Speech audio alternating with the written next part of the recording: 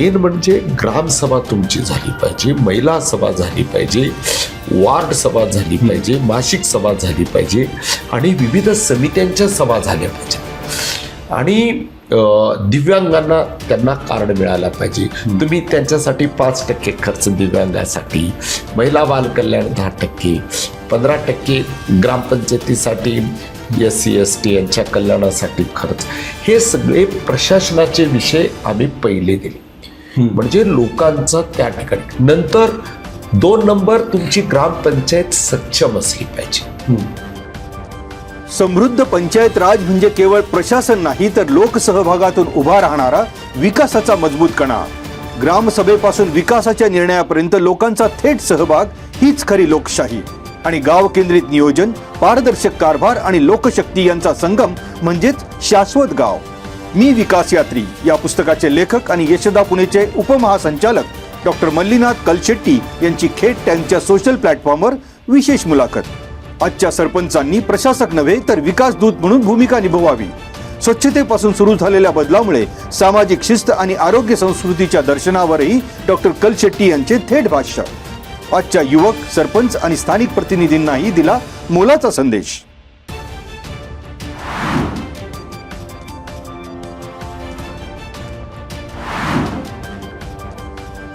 जिल्हा परिषद आणि पंचायत समितीच्या सार्वत्रिक निवडणुकांचा कार्यक्रम जाहीर होण्यापूर्वीच खेड तालुक्यात युती आणि आघाड्यांमध्ये गोंधळात गोंधळ.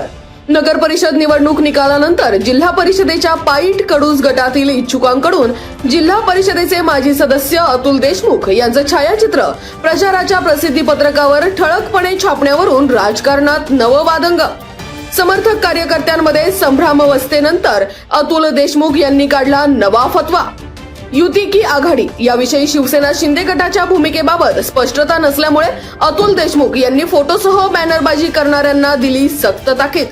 आजी माजी आमदारांच्या समर्थक इच्छुकांकडून अतुल देशमुख यांचा बॅनरवर फोटो छापण्यावरून अनेकांवर बाण. देशमुखांचा रोख अर्थातच आजी माजी आमदारांच्या समर्थकांवर.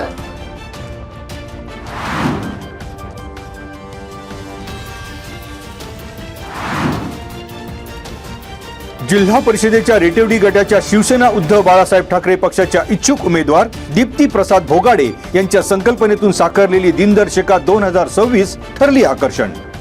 आमदार बाबाजी काळे यांच्या पत्नी माजी सरपंच वैशाली बाबाजी काळे यांच्या हस्ते दिनदर्शिकेचं प्रकाशन. दीप्ती प्रसाद भोगाडे मित्र परिवाराची नाविन्यपूर्ण दिनदर्शिका आता गावागावात पोहोचणार. नागरिकांच्या पसंतीस उतरले प्रगतीचे दिनदर्शक. नव्या वर्षाच्या दिनदर्शिका आता घरोघरी पोहोचून नवीन वर्षाच्या संकल्पना नवी दिशा देण्याचा वैशाली काळे यांनी व्यक्त केला विश्वास.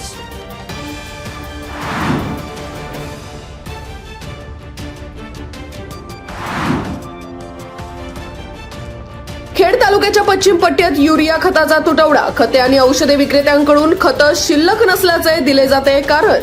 पश्चिम भागातील शेतकऱ्यांना चाकण, पाईट, वासुली फाटा आणि राजगुरुनगर परिसरात युरिया खतासाठी हेलपाटे मारण्याची वेळ.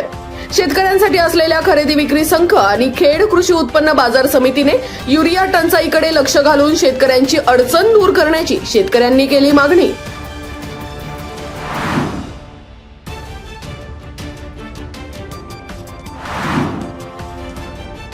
चाकण राजगुरुनगर ST बस प्रवासात राजगुरुनगर शहरातील सेवानिवृत्त नागरिकाच्या गळ्यातील 3.5 तोळ्याची सोनचाकळी चोरट्याने लांबवली. 2,51,864 रुपये किमतीची सोनचाकळी चोरीस. खेड पोलीस ठाण्यात मुरलीधर बाळासाहेब ढोरे वय 61 राहणार भीमाशंकर कॉलनी वाडा रोड राजगुरुनगर यांची फिर्याद दाखल. शनिवारी सकाळी 11:30 ते दुपारी 12:30 दरम्यान घडला प्रकार. चोरट्याचा शोध जारी.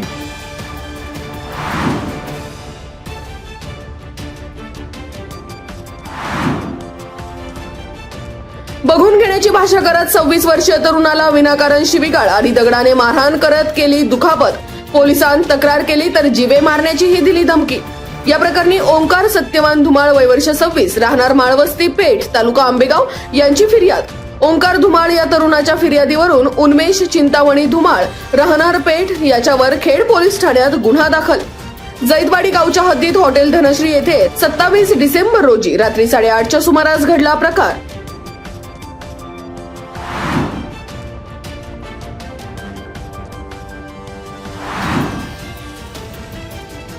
चासकमांच्या डाव्या कालव्यावरील शेतकऱ्यांचे विद्युत पंप चोरी सत्र सुरूच. काळेची वाडी पाडळी परिसरातील 2 विद्युत पंप चोरीला. 4 महिन्यात दुसऱ्यांदा चोरीचा प्रकार. शेतकऱ्यांनी पोलिसात तक्रार करूनही चोरीचा छडा लागेना. कालव्यावरील विद्युत पंप चोरीचे प्रकार वारंवार होत असताना पोलिसांचं होतंय दुर्लक्ष. सततच्या चोरीच्या घटनांमुळे शेतकऱ्यांनी व्यक्त केला संताप.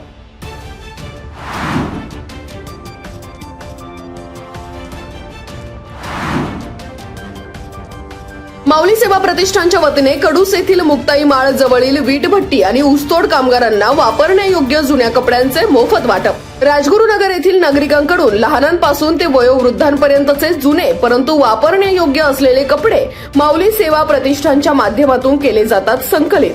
गेल्या महिन्याभरात जमा झालेल्या 26 पोती कपड्यांचे केले वाटप. यावेळी माऊली सेवा प्रतिष्ठानचे अध्यक्ष कैलास दुधाळे, सचिव छाया दुधाळे, वासुदेव गोपाळे, सचिन शिंदे, दीपाली शिंदे, हर्षल शिंदे, वृंदावन महाजन, बाबाजी कातोरे, सविता लोंढे, गौरी दुधाळे आदींचा नियोजनात सहभाग.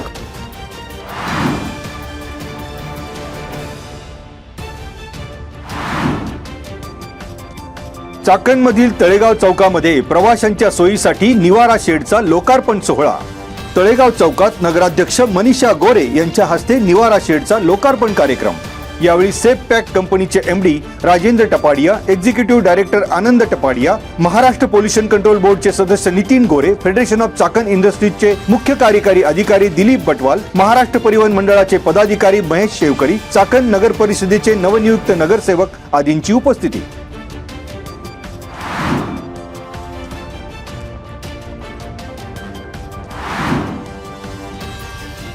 आळंदी येथील घोलप वस्तीमधील मरकळ रस्त्यावर वेलमाशाची उलटी सदृश्य तुकडा विक्रीचा प्रकार उघड. दोघांविरोधात आळंदी पोलीस ठाण्यात गुन्हा. शुभम पद्माकर अडागळे वयवर्ष 23 आणि अक्षय उर्फ दाद्या वरणकर वयवर्ष 30 दोघेही राहणार घोलप वस्ती मरकळ रोड आळंदी यांच्यावर गुन्हा दाखल. आरोपी शुभम अडागळे याने मित्र अक्षय वरणकर याच्याकडील 1 किलो 380 ग्रॅम वजनाची व्हेल माशाची उलटी सदृश्य तुकडा विक्रीकरिता जवळ बाळगल्याचे झाले उघड. पिंपरी चिंचवड गुन्हे शाखा मालमत्ता गुन्हे विरोधी पथकाची कारवाई.